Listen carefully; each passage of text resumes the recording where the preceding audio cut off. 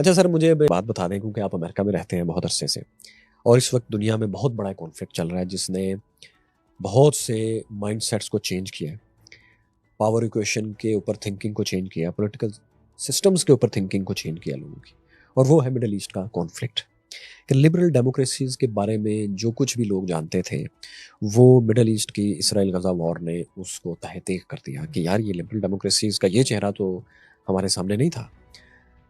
میرے میرے پاس آپ کے لیے یہ سوال ہے کہ آپ اس معاشرے میں رہتے ہیں جس پر یہ سب سے زیادہ اعتراض اٹھ رہا ہے، آپ اس کانفلکٹ کو، اسرائیل اور فلسطین کے کانفلکٹ کو، اور اس کی ڈائمنشنز کو اور اس کے اثرات جس طرح سے دنیا پہ ہو رہے ہیں، مائنڈز پہ ہو رہے ہیں اور فیوچر پہ ہوں گے، اس کو کیسے دیکھتے ہیں کہ یہ کیا ہے؟ دیکھیے، میرے خیال سے یہ جو کانفلکٹ ہے، لوگ اس کو ایک خاص ڈیموگرافیکل کانفلکٹ کے طور پہ دیکھتے ہیں۔ یہ کانفلکٹ مڈل ایسٹ کا کانفلکٹ نہیں ہے۔ یہ کانفلکٹ اصل میں دوسری جنگ عظیم کے فاتحین کے کیے ہوئے ایک فیصلے کو چیلنج کرنے کا کانفلکٹ ہے۔ یہ چیلنج کرنے کا عمل مفتوح قوم کی جانب سے ہوا ہے۔ اسرائیل کو وہاں پر ان قوتوں نے لا کر بٹھایا ہے جنہوں نے دنیا کو فتح کیا ہے، وہ فاتح ہیں اس دنیا کے، اور مسلمان محکوم ہیں، مغلوب ہیں۔ انہوں نے ایک ریاست کو وہاں وجود بخشنے کے بعد جو ہونا چاہیے تھا وہ یہ کہ مسلمان اس چیز کو پہچانتے کہ دنیا کے اسٹیج پر وہ ایک ناکام قوم ہے، مفتوح اور مغلوب قوم ہے، ان کے پاس طاقت نہیں ہے، ٹیکنالوجی نہیں ہے، سرمایہ نہیں ہے، عالمی قوتوں کے ساتھ آئیڈیلزم کی بنیاد پہ وہ معاملہ نہیں کر سکتے۔ اللہ کا شکر ہے، فضل ہے، کرم ہے کہ کم سے کم 1928 کے بعد یہ اصول مان لیا گیا ہے کہ وہ لوگ ہم پر فتح کر کے قبضہ نہیں کر سکتے۔ تو جو کچھ ہمیں ملا ہوا ہے اس کو آئیڈیلزم کی بنیاد پہ نہیں، پریکٹیکل وزڈم کی بنیاد پر ان عالمی قوتوں کے ساتھ معاملات کریں، نیگوشیٹ کریں۔ ٹو اسٹیٹ کا ایک سولوشن ہمارے پاس موجود تھا۔ ہم نے پہلے دن سے فلسطین کی جو مذہبی قیادت ہے اس نے اس کو نہیں مانا، اور جو رستہ اختیار کیا وہ مسلح جدوجہد کا تھا۔ فلسطین کی سیاسی قیادت کئی مراحل پہ اس سے مختلف نقطہ نظر رکھتی رہی، لیکن مذہبی قیادت ڈومینیٹ کرتی رہی۔ اس وقت جو کچھ آپ کو نظر آ رہا ہے وہ ایک شروع ہونے والے کانفلکٹ کے ریپرکشنز ہیں۔ یہ ایسا نہیں ہے کہ آج امریکہ نے کہا ہے اسرائیل کو کہ جا کر تم فلسطینی بچے مار دو۔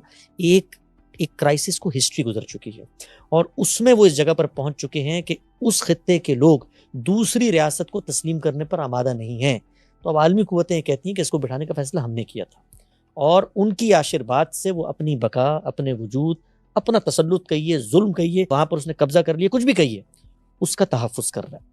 ہم اس کو اسلام اور کفر کی جنگ بناتے ہیں، ہم اس کو آئیڈیلزم کی بنیاد پہ لڑنا چاہتے ہیں۔ میں جو بات عرض کرنا چاہتا ہوں وہ یہ کہ مسلمانوں کو اس وقت آخری درجے میں شکست ہو گئی ہے مسلح جدوجہد میں۔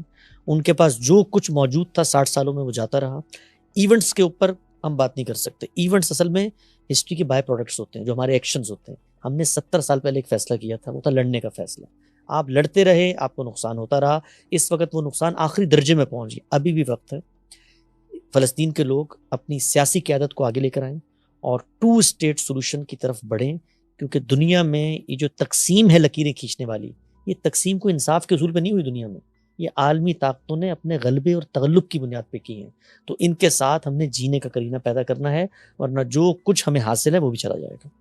آپ کے خیال میں اسرائیل کی جو جوش لابیز ہیں، جوش ہارڈ لائنرز ہیں، جوش کمیونٹی ہے، ان کی سیٹلرز بھی ہیں جو کہ غزہ اور ویسٹ بینک میں بھی اپنی آبادیاں بڑھانا چاہ رہے ہیں اور بڑھا بھی رہے ہیں ویسٹ بینک میں، وہ واقعی امن چاہتے ہیں؟ جو صورتحال یہاں پر ہے وہی صورتحال اسرائیل کے اندر بھی ہے۔ ہم نے یہ دیکھنا ہوتا ہے کہ ہم کیسے دنیا کو، عالمی ضمیر کو، سیاسی قیادت کو ہم آہنگ کر سکتے ہیں ان نتائج کو حاصل کرنے کے لیے جو نتائج ہماری فیور میں جاتے ہیں۔ اسرائیل کے اندر بھی یہی آواز ہے، وہاں پر بھی اس طرح کی مذہبی قیادت موجود ہے۔ ہم نے اس مذہبی قیادت کو موقع دینا ہے کہ وہ آئے اور ہم پر چڑھ دوڑیں، اس کے نیریٹو کو مضبوط کرنا ہے کہ ہاں یہ لوگ تمہیں ختم کرنا چاہتے ہیں، لہذا تم ان کو ختم کر دو۔ اگر یہ سب کچھ نہیں کرنا، اور یہ ایک دن میں نہیں ہوا، اس کے پیچھے 60-70 سال کی ہسٹری ہے، اگر ہم اس لاہ عمل کی طرف بڑھتے تو ممکن ہے، عین ممکن ہے کہ عالمی قوتیں ہوں، اسی طریقے سے مسلمانوں کی سیاسی قیادت ہو، اور خود اسرائیل کے اندر جو لوگ بستے ہیں ان کی ضمیر ہو، وہ شاید ہمارے نیریٹو کے زیادہ قریب آتے۔ اس پورے کے پورے تنازع میں ہم نے کھویا زیادہ ہے، پایا پہ کچھ بھی نہیں۔